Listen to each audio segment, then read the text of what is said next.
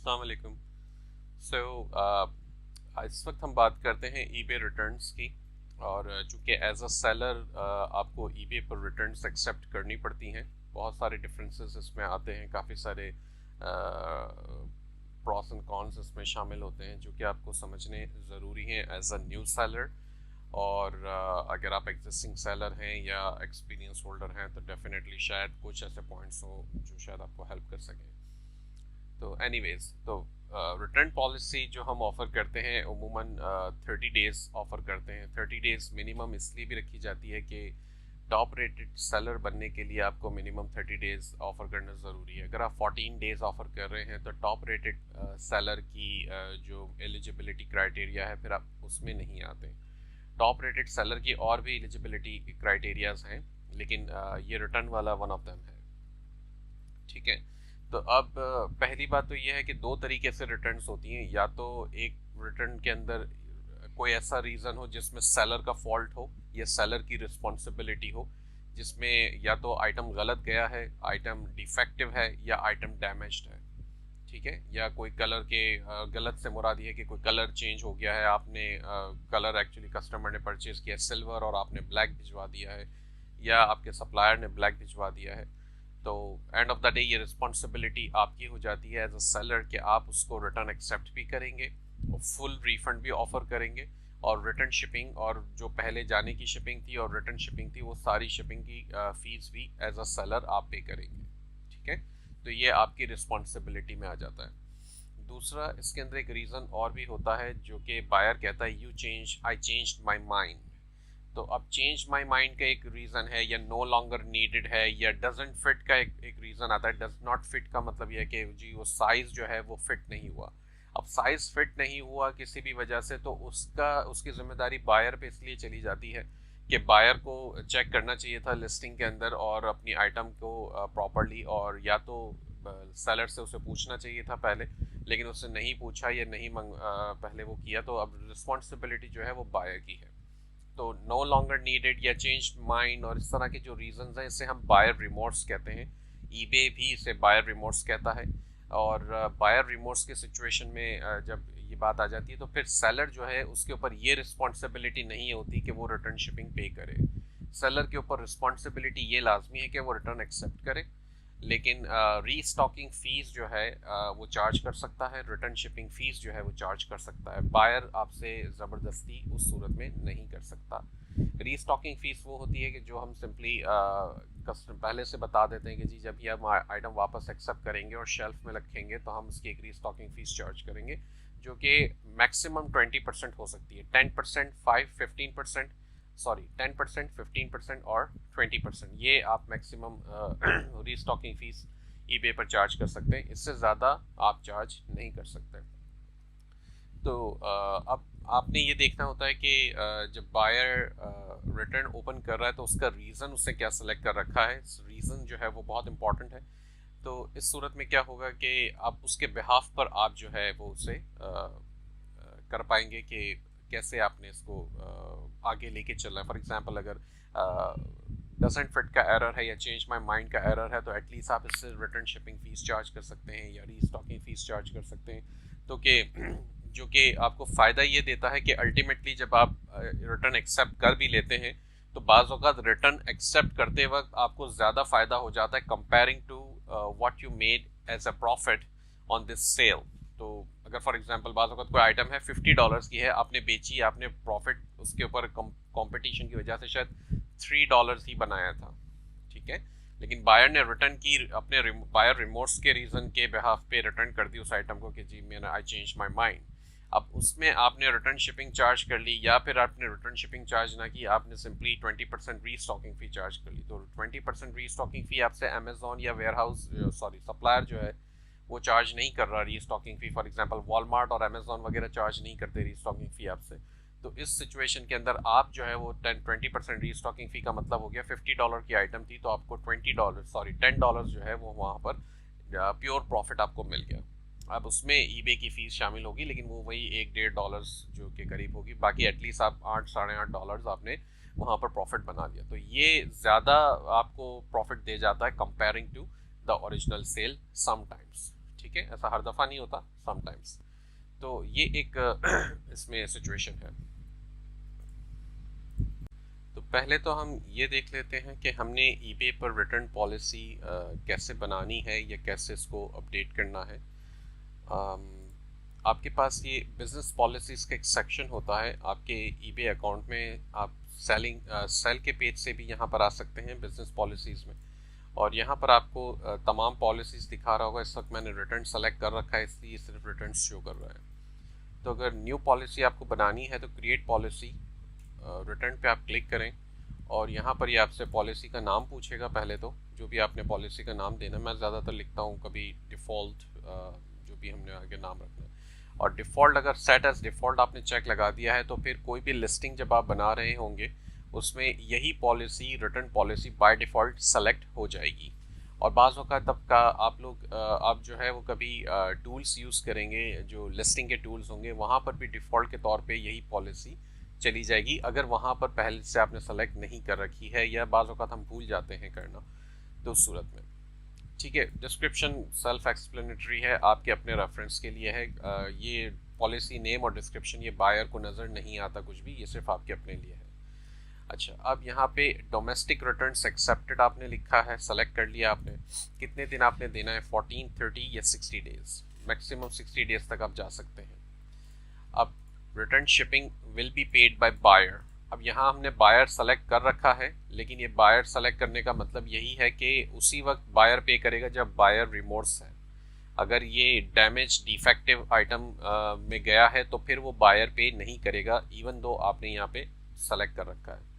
अब आप रिप्लेसमेंट और एक्सचेंज अगर ऑफर करते हैं तो आप उस पर चेक लगा दें, अगर नहीं करते तो ईबे जो है वो बायर को भी और आपको भी यही बेसिकली अजम्पशन देगा कि जब आइटम रिटर्न हो जाएगा तो आप रिफंड करेंगे, फिर उसमें एक्सचेंज का ऑप्शन नहीं आता। ठीक है, इंटरनेशनल रिटर्न्स एक्सेप्टेड। अब आपने अगर इंटरनेशनल भेजी है आइटम, बाहर भेजी out of country, out of the United states, तो अब वहाँ से एक्सेप्ट करेंगे तो उसकी पॉलिसी भी आपको सेट करनी है। कौन पे करेगा, रिप्लेसमेंट सेम चीज़ है। तो नॉर्मली हम रिटर्न्स इंटरनेशनल पे एक्सेप्ट करते ही नहीं है। मैं तो खैर इंटरनेशनल शिपिंग सिर्फ और सिर्फ ग्लोबल शिपिंग प्रोग्राम के थ्रू करता हूँ, अदरवाइज मैं नहीं करता। जब ये इन्फॉर्मेशन आप सबमिट कर दें, अपडेट कर दें पूरी, तो सबमिट और सेव पे क्लिक कर दीजिएगा, तो ये आपकी पॉलिसी जो है वो सेव हो जाएगी। ठीक है, अब ये देख लेते हैं कि अमेज़ॉन पे फॉर एग्जांपल आपने एक आइटम परचेज करके ईबे के कस्टमर को सेंड की थी, अब वो रिटर्न करनी है, और रीजंस हम देख लेते हैं क्या क्या ऑप्शन हमारे पास हैं। हम समझ लेते हैं कि अमेज़ॉन से हमने ये आइटम परचेज करके भेजी थी कस्टमर को, और यहाँ पर मेरे पास ऑप्शन आ रहा है ये रिटर्न आइटम्स का। इस पर मैं जब क्लिक करूँगा तो ये हमें ऑप्शन दे देगा। तो अब ये पूछता है आपसे कि why are you returning this item. तो ऑप्शंस यहाँ पर आ रहे हैं, bought by mistake, better price available. In situation, इसमें भी वही सिचुएशन है जैसे ईबे पर हमने सुन ली कि बायर रिमोर्स होगा तो अमेज़ॉन भी आपसे शिपिंग चार्ज करेगा। अब मोस्ट ऑफ द केसेस जो सेलर्स होते हैं, जो रीसेलर्स होते हैं, जाहिर सी बात है वो शिपिंग तो नहीं देंगे, इवन दो बायर रिमोर्स का केस है। तो उसमें हम क्या सेलेक्ट कर लेते हैं, कुछ ऐसे ऑप्शन सेलेक्ट कर लेते हैं, मिसिंग और ब्रोकन पार्ट से, आइटम अराइव टू लेट, या product damage, shipping boxes okay, और इस तरह के ऑप्शंस हैं, रॉन्ग आइटम वो सेंड। तो आप कोई भी ऑप्शन इस तरह के सेलेक्ट कर लें तो इसमें आपसे अमेज़ॉन जो है वो रिटर्न शिपिंग चार्ज नहीं करेगा। तो अब यहाँ पे colour was wrong for example मैंने लिख दिया, अलबत्ता ये बात झूठ है लेकिन हमने यहाँ पे लिख दिया। अब कंटिन्यू आप करेंगे तो नेक्स्ट ऑप्शन पे आपसे पूछ रहा है मुझे कि ये जी हम आपको रिफंड कर देंगे वंस आइटम, ओरिजिनल आइटम जो है वो रिटर्न हो गया। तो आप जब कंटिन्यू करेंगे तो नेक्स्ट पेज के ऊपर ये आपको, अब यहाँ पर कुछ सिचुएशंस आती हैं, ये मैं आपको बताना चाहूँगा ताकि आपको इससे कुछ फ़ायदा यहाँ पर भी मिल सके। वो ये होती है कि यूपीएस स्टोर का एक ऑप्शन, खैर ये तो हमने सेलेक्ट कर रखा है, यूपीएस ड्रॉप ऑफ आपका कस्टमर करेगा, तब जब आप यूपीएस ड्रॉप ऑफ सेलेक्ट करेंगे तो ये अमेज़ॉन आपको लेबल प्रोवाइड कर देगा।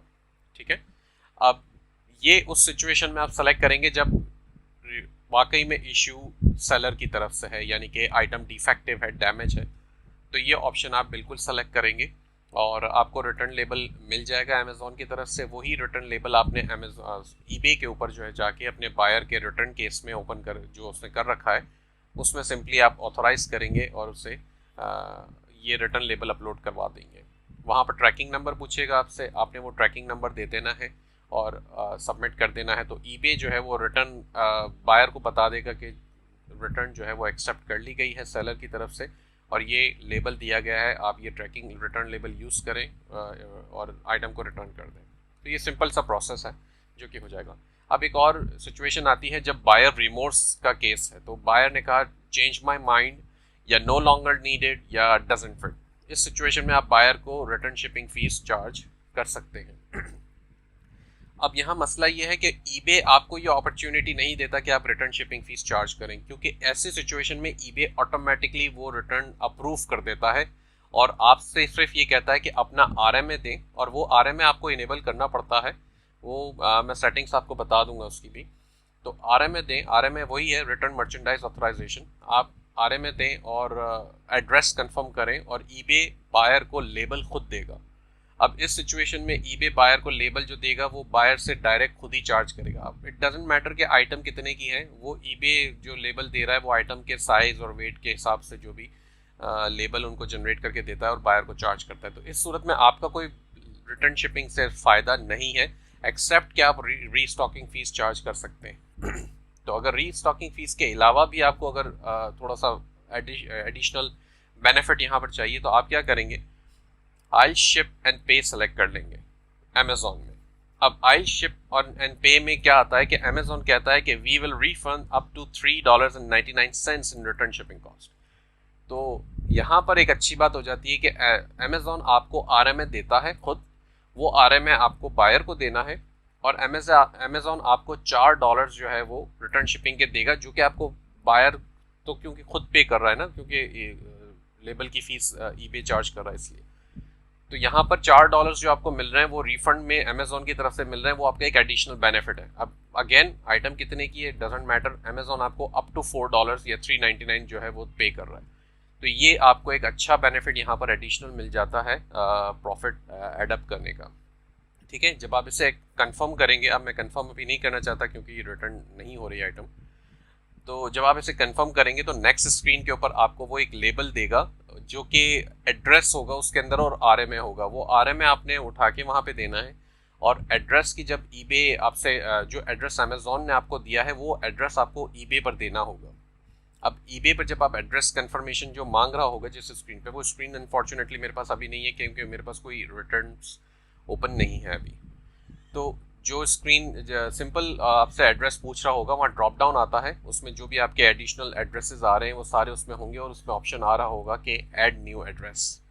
अगर आपने पहले से एड्रेस ऐड नहीं कर रखा तो आप अमेज़ॉन का ये एड्रेस वहाँ पर ऐड कर दें। बड़ा सिंपल सा ऑप्शन है, नेक्स्ट स्क्रीन पर एड्रेस मांगेगा, एड्रेस दे दें और सिंपल ऐड अप्रूव करें, आई मीन सबमिट करें और दैट्स इट, आरएमए डालेंगे, दैट्स इट। और वो नेक्स्ट स्क्रीन के पर कंफर्मेशन आपकी हो जाएगी कि जी ये बायर ने रिटर्न जो है वो आपने जो है वो रिटर्न एक्सेप्ट कर ली है और बायर जो है वो रिटर्न भेज देगा।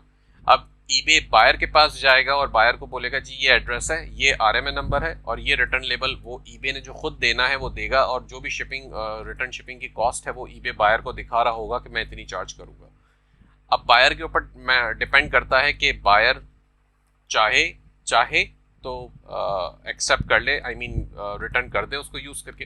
अब बाज़ औक़ात छोटी सी आइटम्स होती हैं, कुछ लोग कहते हैं बायर सोचते हैं यार $15-20 की है ठीक है और रिटर्न शिपिंग जो है वो $8-10 मांग रहा है, रीस्टॉकिंग फ़ीस भी देनी पड़ेगी, मैं रिटर्न ही नहीं करता, रहने देते हैं।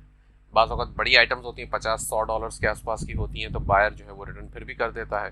तो अल्टीमेटली आपका इसमें नुकसान नहीं है, आपका इसमें बेनिफिट ही है क्योंकि आप रीस्टॉकिंग फ़ीस भी चार्ज कर रहे हैं और यहाँ पे आपको रिटर्न शिपिंग भी मिल रही है। अगर आप रीस्टॉकिंग फ़ीस आपने इनेबल कर रखी है तो, रीस्टॉकिंग फ़ीस अगर आप इनेबल नहीं करते हैं तो आप नहीं चार्ज कर सकते। तो ये लाजमी है कि आपने रिटर्न पॉलिसी जो मैंने पहले समझाई है उसमें आपने रिटर्न शिपिंग के साथ साथ रीस्टॉकिंग फ़ीस भी डिफ़ाइन करनी है।